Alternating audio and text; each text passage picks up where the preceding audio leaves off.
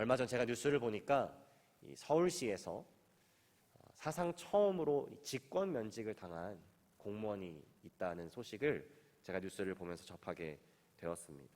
이 근무 평정에서 보통 수, 우, 양, 가 이렇게 평가가 되는데 단 한 번도 가를 받은 공무원이 없다는 거예요. 그런데 이 공무원은 처음으로 가라는 성적을 받게 되었고, 또 이 노조를 설립한 후에 직장 동료들에게 가입을 권면했는데 만약에 거부를 하면 폭력적인 모습을 보인다든지, 아니면 병가 결제를 받지 않았는데도 불구하고 무단으로 결근한다든지 이런 모습을 보였다라고 합니다. 그리고 그 결과로 인해서 해고를 당하게 된 거죠. 그 사람이 원했건 원치 않았건 그 뉴스로 인해서 당분간 그 사람은 서울시에서 가장 최악의 공무원으로 기억되게 되었고요. 그리고 그 결과로 이제 해고를 당하게 된 겁니다.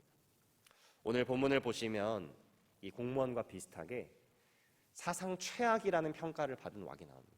그 왕이 누구냐면 바로 북이스라엘의 왕 중에 한 명이었던 아합 왕입니다. 본문 30절 말씀을 보시면 이 아합 왕이 그의 이전의 모든 사람보다 여호와 보시기에 악을 더욱 행했다라고 나오고요.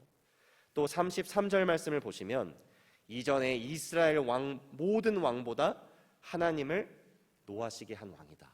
이렇게 두 번이나 평가가 나옵니다. 그래서인지 이 아합 왕의 이제 이야기가 본문을 통해서 시작되게 되는데요. 다른 왕들의 이야기가 나왔을 때랑 좀 다른 부분이 있습니다. 보통 다른 왕들에 대한 내용이 나오면 그 왕에 대한 평가가 나오고 하나님께서 그 왕을 어떻게 보셨는지에 대한 내용이 나오고 또 하나님 앞에 어떠한 범죄를 저질렀는지 재위기간 동안 어떠한 일을 했는지 아주 짤막하게 간결하게 나오는 경우가 대부분이거든요. 그런데 이 아합 왕의 경우는 오늘 본문을 시작으로 지금 우리가 열왕기상 16장을 보고 있는데요. 이 열왕기상의 마지막인 22장에 갈 때까지 아합 왕에 대한 내용을 다루고 있습니다. 그리고 아니면 아합 왕과 관련된 이야기를 다루고 있다는 거예요. 여러분, 도대체 아합 왕의 삶의 모습이 어떠했길래 하나님께서 북이스라엘의 가장 악한 왕, 그 이전에는 이런 사람이 없었다라고 성경에서 평가할 정도로 그렇게 아합 왕의 모습을 자세하게 조명하고 있는 것일까요? 저는 오늘 본문의 말씀을 통해서 이 하나님의 진노를 불러일으킨 그리고 가장 악하다라고 평가된 아합 왕의 모습을 두 가지 살펴보면서 그 아합 왕의 모습이 우리의 모습이 아닌지 우리의 신앙을 점검하고 또 하나님께서 기뻐하시는 회개와 결단, 변화의 자리로 우리가 나아갈 수 있기를 소망합니다. 첫 번째로 아합 왕은 그 누구보다도 죄를 가볍게 여기는 자였다라는 것을 본문의 말씀을 통해서 우리가 보게 됩니다. 본문 31절의 말씀인데요. 느밧의 아들 여로보암의 죄를 따라 행하는 것을 오히려 가볍게 여겼고, 이 아합 왕이 그랬다는 겁니다. 시돈 사람의 왕 엣바알의 딸 이세벨을 아내로 삼고 가서 바알을 섬겨 예배하였다라고 나옵니다. 죄를 행하는 것을 가볍게 여겨서 가장 먼저 무엇을 했냐면 이세벨을 아내로 삼았다라고 나와요. 이세벨. 여러분, 이세벨이 어떠한 사람입니까? 이제 우리가 열왕기상을 쭉 묵상해 나가면서 이 이세벨이 얼마나 악하고 독한 여인인지를 여러분 보시게 될 겁니다. 열왕기상 18장에 가보게 되면 왕 대신 나서서 여호와의 선지자들을 다 죽이려고 했고요. 또 바알 선지자 450명 그리고 아세라 선지자 400명을 이 나라에 들여놓는데 기여한 사람입니다. 19장으로 넘어가 보게 되면 우리가 잘 알고 있는 엘리야 선지자도 죽이려고 해가지고 엘리야 선지자가 어쩔 수 없이 두려운 마음에 이 이세벨을 도망쳐 나오는 이야기도 나오게 되죠. 또 20장으로 가보게 되면 이 아합 왕의 백성 중에 나봇이라는 사람이 있었는데요. 이 아합 왕이 치졸하게 이 백성이 갖고 있는 이 땅을 갖고 싶어 했던 거예요. 그런데 이 땅을 갖고 싶은데 어떻게 해야 되지? 발만 동동동 구르고 있으니까 이세벨이 왕이 돼가지고 뭐 그렇게 하고 있냐, 내가 처리하겠다 한 다음에 사람을 보내서 나봇을 죽여버립니다. 그리고 자, 이제 그 땅을 가지십시오 라고 말할 정도로 이 이세벨은 악하고 독한 여인이었다는 거예요. 우리는 이러한 이세벨의 모습을 보면서 앞으로 이제 기가 찰 일만 남아 있습니다. 헛웃음만 나올 일만 남았습니다. 그런데 한 가지 생각해 봐야 될 것이 있는데, 도대체 이 이세벨은 어떻게 해서 북이스라엘의 왕비가 되었냐는 거예요. 여러분 말씀을 보시면 이 이세벨에 대한 설명이 어떻게 나오냐면 시돈 사람의 왕 엣바알의 딸이라고 나옵니다. 그러면 이 이세벨은 이스라엘 사람이었을까요? 아니면 이방 여인이었을까요? 이방 여인. 신명기 7장 3절부터 4절 말씀을 보시면 이스라엘 백성들이 가나안 땅에 들어가기 전부터 하나님께서는 가나안 땅에 들어가면 어떠한 유혹과 미혹이 있을지 알고 계셨어요. 그래서 이제 가나안 땅에 들어가면 가나안 땅에 거주하던 족속들을 진멸할 것을 명하신 다음에 이러한 명령을 추가적으로 주셨습니다. 3절 말씀에 보시면 또 그들과 혼인하지도 말지니 내 딸을 그들의 아들에게 주지 말 것이요 그들의 딸도 내 며느리로 삼지 말 것은 그가 내 아들을 유혹하여 그가 여호와를 떠나고 다른 신들을 섬기게 함으로 여호와께서 너희에게 진노하사 갑자기 너희를 멸하실 것임이니라. 여러분 이방 사람과 결혼하는 것이 문제다라고 지금 말하고 계신 것일까 하나님께서? 그런 것이 아닙니다. 이방 사람과 결혼하게 되면 그들이 섬기는 우상을 너희들도 섬길 수 있는 위험이 있기 때문에 그것을 방지하기 위해서 이방 사람들과 혼인하고 그들과 결혼하는 것을 하나님께서 막으신 것이죠. 그런데 어떠한 이유에서인지는 모르겠지만 아합 왕은 이제 이세벨을 아내로 맞이했다라는 겁니다. 그리고 그 결과가 무엇인가요? 오늘 보면 32절과 33절 말씀을 보시면 아합 왕은 바알을 위한 제단을 쌓았고요, 또 아세라 상을 만들었다는 것입니다.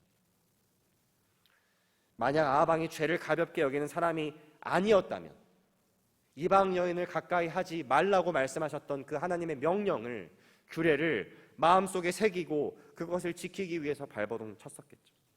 그런데 여로보암이 그렇게 했듯, 북이스라엘의 첫 번째 왕인 여로보암이 그렇게 했듯 하나님의 기준은 그에게 중요한 기준이 아니었다라는 것입니다.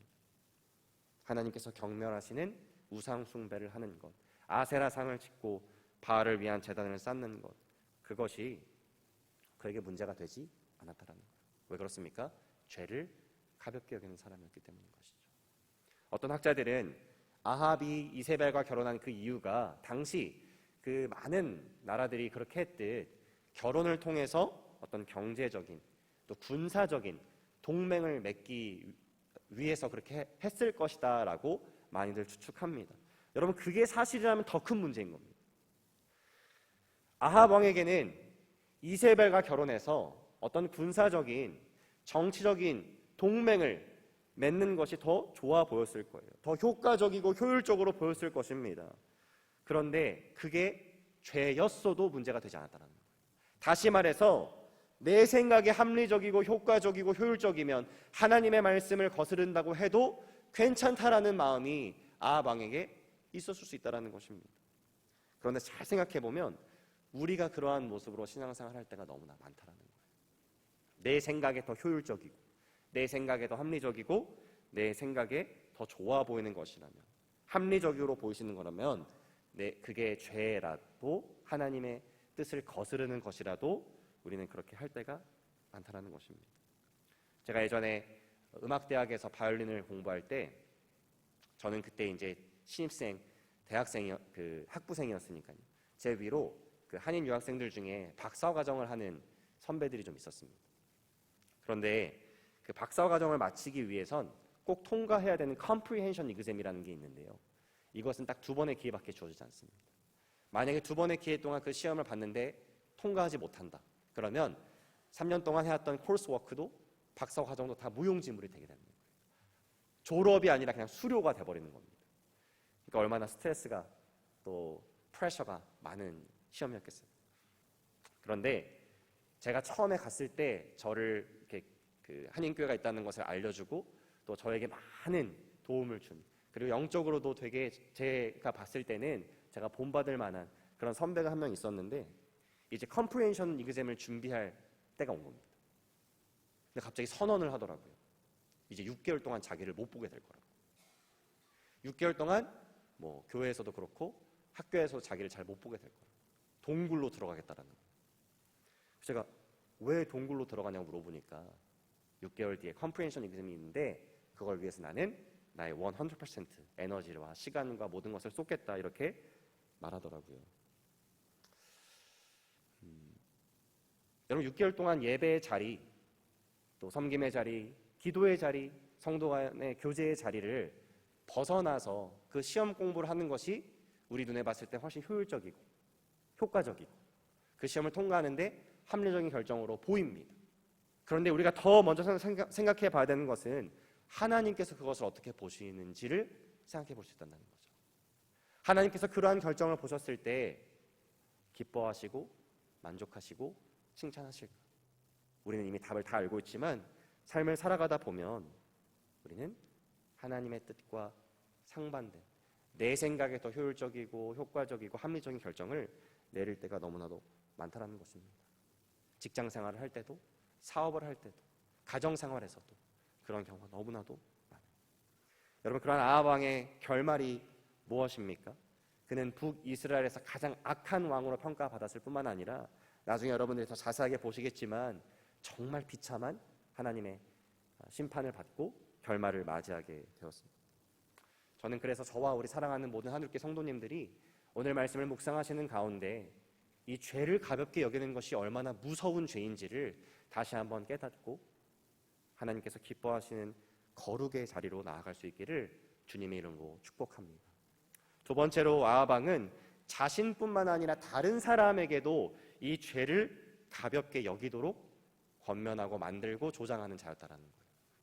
오늘 보면 4절 말씀을 보시면 이런 내용이 나옵니다. 그 시대에 베델 사람 히엘이 여리고를 건축하였는데 그가 그 터를 쌓을 때에 맏아들 아비람을 잃었고 그 성문을 세울 때에 막내 아들 수굽을 잃었으니 여호와께서 눈의 아들 여호수아를 통하여 하신 말씀과 같이 되었더라. 아합 왕에 대한 내용인데요. 갑자기 뜬금없이 뭔가 이 책을 편찬하다가 오류가 생긴 것처럼 아합 왕에 대한 내용이 나오지 않고 베델 사람 히엘에 대한 내용이 갑자기 뜬금없이 나오게 됩니다. 여러분, 열왕기상의 저자는 왜 갑자기 이 베델 사람 히엘의 이야기를 아합 왕에 대한 평가를 하고 있고 아합 왕에 대한 내용을 얘기하고 있는데 집어넣게 된 걸까요? 이 내용을 자세히 보시면 이 히엘이라는 사람이 여리고를 건축했다라고 나옵니다. 여러분, 여리고 성 잘 기억하시나요? 네. 한번 무너졌었던 적이 있는 성입니다. 그런데 그 여리고를 건축하였대요. 그리고 그 터를 쌓을 때에 첫째 아들 아비람을 잃었고 성문을 세울 때에 막내 아들 수굽을 잃었다라고 나오고요. 그 뒤에 부연 설명으로 뭐라고 나오냐면 눈의 아들 여호수아를 통해 하신 말씀과 같이 되었다. 뭔가 말씀의 성취처럼 이야기를 합니다. 여러분, 여호수아 6장으로 가보게 되면 아주 오늘 본문의 말씀과 관련해서 흥미로운 말씀이 하나 나오는데요. 26절에 이런 말씀이 있습니다. 이제 여호수아가 여리고 성을 무너뜨리고 이러한 맹세를 한 적이 있어요. 여호수아가 그때 맹세하게 하여 이르되 누구든지 일어나서 이 여리고 성을 건축하는 자는 여호와 앞에서 저주를 받을 것이라. 그 기초를 쌓을 때에 그의 맏아들을 잃을 것이요 그 문을 세울 때에 그의 막내 아들을 잃으리라 하였더라. 여러분, 이 말씀의 성취가 지금 누굴 통해서 일어난 겁니까? 오늘 본문에 나오는 이 베델 사람 히엘을 통해 말씀이 성취된 것이죠. 여기서 여러분 잘 이해하셔야 될 게 있습니다. 자, 맏아들을 잃었고 그 다음에 둘째 아들을 잃었다라고 나와요. 여기서 잃었다라는 말은 어떤 질병이나 사고로 잃었다라는 것을 말하는 것이 아닙니다. 대부분의 성경학자들은 이것이 우상에게 자녀를 산 채로 제물로 올려드린 행위를 가리킨다라고 분석하고 해석합니다. 여러분, 그것이 사실이라면 지금 이 히엘이라는 사람은 하나님께서 하지 말라고 여호수아의 맹세를 통해서 알려주신 여리고성을 다시 건축하는 죄를 범한 거죠. 더 나아가서 우상에게 자녀를 바치면서 또 어떤 범죄를 한 겁니까? 우상 숭배한 범죄를 범한 겁니다. 그런데 여기서 우리가 생각해 봐야 될 건 무엇이냐면 도대체 왜 아합 왕에 대한 얘기를 하다가 이 짧은 에피소드를 집어넣고 있냐라는 거예요. 그 이유는 간단합니다. 하나님께서 금지하신 우상 숭배, 자녀를 산 채로 우상에게 갖다 바치는 끔찍하고 정말 최악의 일들, 하나님의 기준을 벗어나서 자기들 멋대로 해도 되는 일들, 그러한 일들이 이 아합 왕의 통치 방식 가운데 마음껏 허용되어졌고 아무런 제지 없이 아무런 컨트롤 없이 아무런 심판 없이, 아무런 질서 없이 그러한 일들이 만연했다라는 것입니다. 북이스라엘의 왕으로서 이스라엘 백성들이 하나님 앞에 경건하게 거룩하게 하나님을 경외하는 모습으로 서갈 수 있도록 그렇게 통치했어야 하는 책임이 있었음에도 불구하고 아합 왕은 그 책임을 유기한 것이죠. 이러한 아합 왕의 모습을 보면서 우리는 마치 아합과 내가 다르다라는 잘못된 의로움에 빠질 수도 있고요, 그 아합 왕을 손가락 찰 수도 있을 겁니다. 그냥 비방하고 비난하고 나와는 다른 사람으로 치부할 수도 있겠죠. 그런데 우리 삶 가운데서도 이 아합 왕처럼 스스로의 죄를 가볍게 여길 뿐만 아니라 다른 사람들로 하여금 죄를 가볍게 여기게 만드는 모습들이 너무나 많다라는 것을 우리는 주변을 통해 또 나의 삶을 통해 보면 발견할 수 있다는 것입니다. 제가 한국에 있었을 때 여름에는 이제 한국에, 여기 미국도 그렇지만 수련회가 많잖아요. 제가 한번 그 기회가 생겨서 한 교회 청소년부 이 수련회 말씀을 전하러 간 적이 있었습니다. 거기 담당 사역자와 이런저런 얘기를 하는데 제가 한번 물어봤어요. 오늘 이번에 수련회 학생들이 좀 많이 왔냐고. 근데 갑자기 근심이 가득한 얼굴로 학생들이 더 많이 왔으면 좋았을 뻔했는데 많이 오지 못했다라고 말씀을 하시더라고요. 왜 그렇습니까? 학생들 방학이라서 다 놀지 않나요? 그랬더니 학생들은 너무 오고 싶어 했는데 부모님들이 안 보내줬대요. 학생들은 이 수련회에 너무너무 오고 싶어 했는데 부모님들이, 그런 분들이 계셨다라는 거예요. 이 수련회 오는데 5만 원인데 그 5만 원이 아깝다가 안 보내셨대요. 또 어떤 부모님들은 그 수련회 가면 주말에 그 학원비를 내놓은 게 있잖아요. 학원비 내놓은 게 아까워서 학원 가서 애들이 더 공부해야 되니까 보내지 않으셨다라고 합니다. 한국에도 그런 일들이 많이 있군요. 근데 더 놀라운 건 그 교회의 중직자이신 분들의 자녀들도 똑같다라는 거예요. 가서 집사님 요번에 누구누구 좀 보내주십시오. 저 요번에 말씀으로 은혜 받고 정말 아이들이 예수님 만날 수 있도록 저희가 최선을 다하겠습니다. 저희가 하나님 은혜를 구하고 기도 많이 하고 오겠습니다. 죄송해요, 요번에 중요한 뭐가 있어서. 근데 알고 보니까 아이들은 너무 가고 싶어 한 거예요. 부모님이 안 보내주시는 거예요. 여러분, 5만 원을 아끼면, 학원비 아끼면 그 아이들의 인생 책임져 줄 수 있나요? 복음을 듣고 예수님 만나고 하나님 만나야 인생이 변하는데 그런 기회 걷어차버려도 된다고 부모님들이 알려주면 여러분, 부모님들 그 인생 책임져 줄 수 있습니까? 그럴 수 없죠. 중요한 건 우리가 하나님 앞에 정직하고 거룩하고 또 스스로의 죄를 가볍게 여기지 않고 하나님의 은혜를 구하며 살아가는 것도 중요한데 우리가 주변에 있는 우리 사랑하는 가족들, 형제 자매들에게도 그러한 삶이 가장 복되고 아름답다라는 것을 알려주고 우리 삶을 통해서 나타내야 되잖아요. 그런데 그렇게 하지 못할 때가 너무나도 많다라는 겁니다. 여러분, 그런 자녀들은 나중에 어떠한 신앙생활을 하게 될까요? 무엇을 배우게 될까요? 아마 내 필요에 따라서, 내 상황에 따라서, 내 생각에 따라서 합리적이지 않고 또 좋아 보이지 않으면 마음껏 신앙생활은 마치 뗐다 뺐다 할 수 있는 그런 액세서리 정도로 치부해도 되는구나 하고 이해하고 그렇게 살아가게 될 것입니다. 죄를 가볍게 여겼을 뿐만 아니라 주변에 있는 사람들에게도 죄를 가볍게 여기는 것이 괜찮다라고 했던 아합 왕, 그는 이스라엘의 가장 악한 왕으로 평가되었고 또 북이스라엘은 나중에 하나님의 정의로운 심판과 또 진노를 경험하게 되었습니다. 오늘 말씀을 통해서 우리들의 삶의 모습을 다시 한번 점검해 볼 수 있기를 원합니다. 혹시라도 내가 죄를 가볍게 여기는 모습이 있진 않은지, 또 내 주변에 사랑하는 사람들에게 죄를 가볍게 여겨도 괜찮다라고 나의 말과 행동으로 말하고 있지는 않은지. 그래서 가볍게 여기는 모습들이 있다면 과감하게 하나님 앞에 우리의 연약한 모습들을 내려놓고 하나님 기뻐하시는 회개의 자리로 나아갈 수 있기를 축복드립니다. 그리고 하나님께서 기뻐하시는 거룩의 자리로 또 선한 영향력을 나타내는 자리로 나아가서 하나님께 칭찬받는 하나님 기뻐하시는 하나님 나라 백성 되시기를 주님의 이름으로 축복합니다. 기도하겠습니다. 사랑의 하나님, 오늘 말씀을 통해서 우리에게 또 도전하여 주시고 깨달음을 허락하여 주신 것 감사합니다.